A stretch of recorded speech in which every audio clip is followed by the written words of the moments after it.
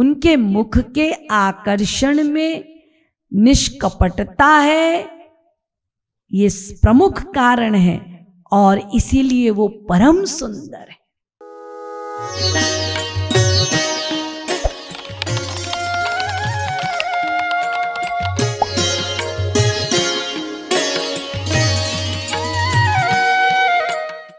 श्याम सुंदर का जो मुख कमल है वो स्निग्ध है, लावण्य युक्त है, शीतल है, कोमल है, आरुण्य तारुण्य सब है।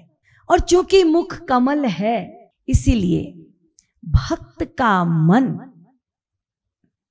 इस कमल में ज्यादा मुग्ध होता है। मुख कमल में, क्योंकि मुख कमल में बहुत सारी चीजें हैं ना, हाव भाव, प्रकटीकरण, भावों का प्रकटीकरण, ये सब मुख से प्राप्त होता है। इसीलिए भक्तों का या साधकों का मन मुख कमल में ज्यादा केंद्रित होता है। जैसे कमल पर मुग्ध होता है भौरा, परंतु ये भौरा, ये संसारी कमल पर मुग्ध होता है और लोभवश कभी कभी उसे अपना जीवन भी खोना पड़ता है, ट्रैप हो जाता है उसमें, कमल बंद हो जाता है तो बेचारा भौरा उसी में रह जाता है, प्राण छूट जाते हैं। दूसरी बात, ये भौरा कमल के रस को चूस कर उड़ जाता है, फिर आता है, फिर चूसता है, उड़ जाता है। लेकिन श्याम सुंदर का जो मुख कमल है, इसमें एक बार साधक जो लुब्ध होता है तो यहां प्राण नहीं छूटते, अपितु सब कुछ बन जाता है। और वो मधुकर तो उड़ जाता है, लेकिन साधक रूपी मधुकर इस मुख कमल के मधु को पीते पीते अघाता नहीं है। ये ऐसा उसमें मस्त हो जाता है कि उसे और छोड़कर जाने की कभी इच्छा ही नहीं होती। ये ऐसा मुख कमल है। बिल्व मंगल जी वर्णन करते हैं अपने कृष्ण कर्णामृत में, वो कहते हैं कि ऐसा नहीं है कि श्याम सुंदर के रूप में आप इसीलिए लुब्ध हो रहे हैं क्योंकि वो स्वरूप है और एक बनावट है उसमें, इसीलिए आप लुब्ध हो रहे हैं। ऐसा नहीं, आप इसीलिए लुब्ध होते हैं क्योंकि श्री कृष्ण का जो मुख कमल है, उनका जो रूप है वो निष्कपट है, निष्कपट।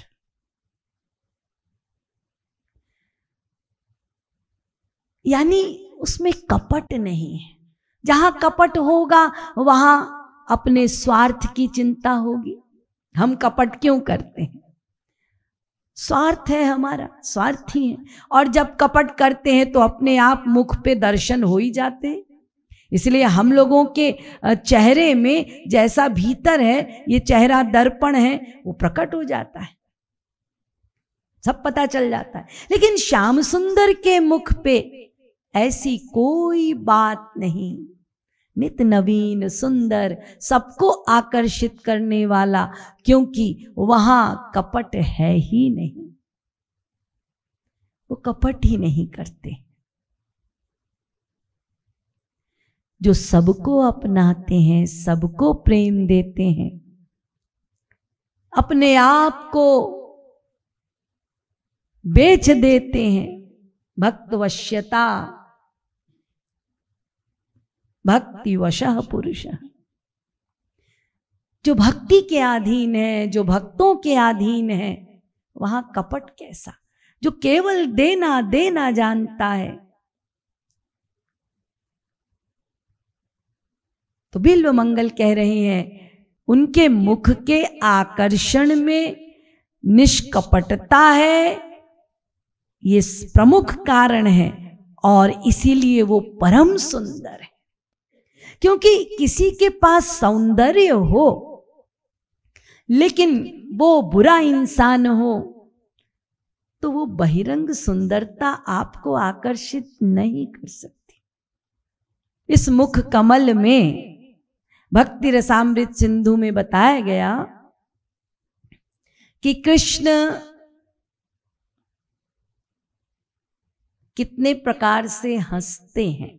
मुख कमल की बात हो रही है ना, तो हंसी भी हमको समझना होगा उनकी, और हम सब लोग भी वहीं से वो गुण पाए हैं। पहले कहा जाता है स्मित। स्मित का मतलब होता है दांत ना दिखना, केवल होंठ का फैलना और नेत्र में प्रेम का भाव और कपोल थोड़े से उठे हुए, गंड कपोल थोड़े से उठे हुए,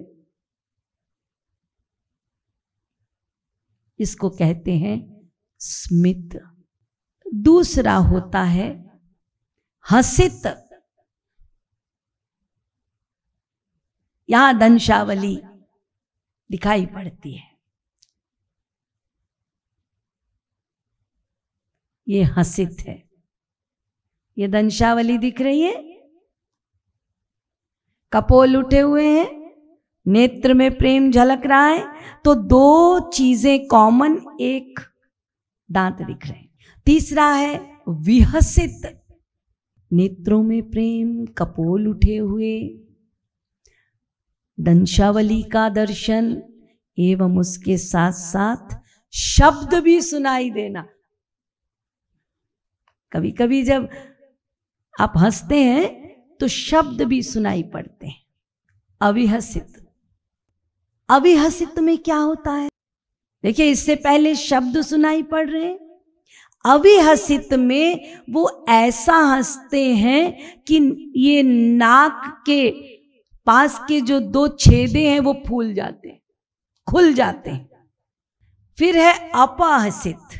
अपहसित का मतलब कि ये सारे लक्षणों के साथ साथ इतने जोर जोर से हंसना कि नेत्रों से आंसू गिरने लग जाएं। तो ये सब अति हसित, ये सब हंसी के प्रकार हैं। अति हसित में आंसू भी गिर गए और लुढ़क गए पूरा, इतना हंसे। तो वैकुंठ में स्मित देखा जाता है, मुख कमल में नारायण के स्मित हास। लेकिन ठाकुर जी के पास सारे हास हैं। इसलिए श्री कृष्ण हर प्रकार से सुंदर है।